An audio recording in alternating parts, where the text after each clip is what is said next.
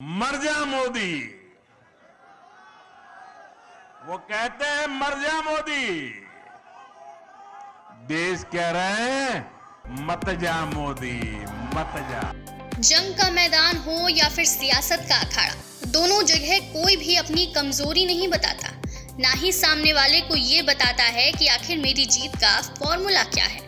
क्योंकि कहते हैं महाभारत के युद्ध में अगर भीष्म पितामह ने खुद को रास्ते से हटाने का प्लान युधिष्ठिर को नहीं बताया होता तो शायद आज मामला कुछ और होता।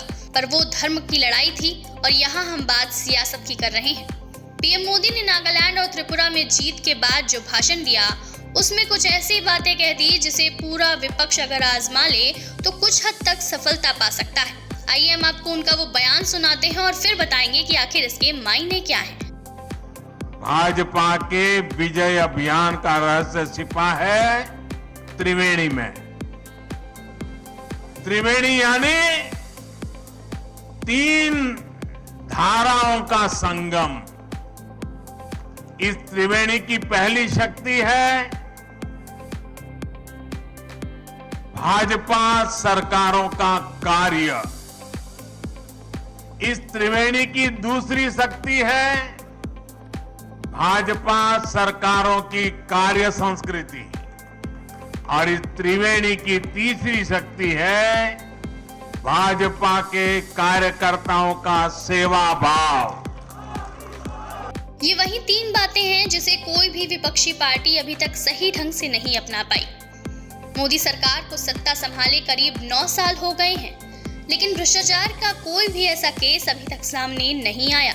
योगी जैसे मुख्यमंत्रियों के मॉडल की तारीफ हुई और बीजेपी कार्यकर्ता एक चुनाव खत्म होते ही दूसरे चुनाव की तैयारी में जुट जाते हैं। कांग्रेस से लेकर टीएमसी तक बड़ी बड़ी पार्टियों के नेता सालों भर मेहनत की बजाय केवल चुनावी मौसम में बाहर निकलते हैं और अगर यही वो छोड़ दें तो उनकी जीत पक्की होगी।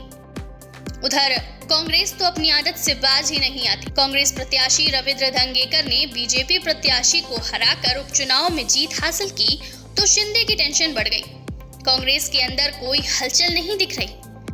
पीएम मोदी जब पूर्वोत्तर से जीत के बाद बीजेपी मुख्यालय पहुंचे तो उनका स्वागत गुलाब के फूल बरसाकर किया गया।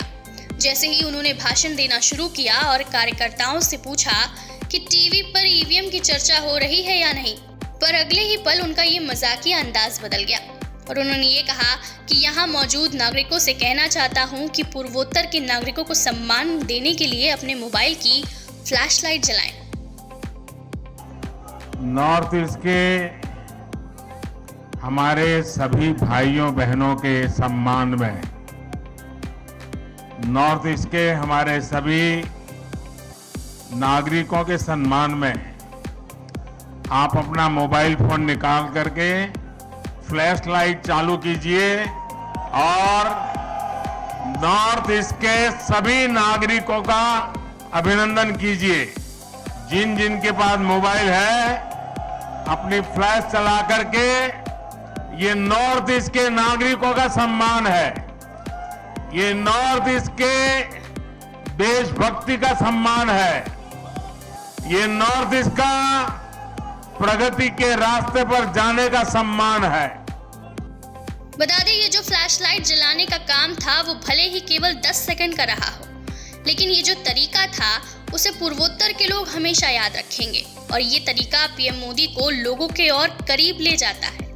पीएम मोदी का यही अंदाज लोगों को पसंद आता है। इसलिए इसके बाद मोदी क्या कहते हैं, आइए सुनिए। ये कट्टर लोग कहते हैं मर जा मोदी। वो कहते हैं मर जा मोदी। देश कह रहे हैं मत जा मोदी, मत जा।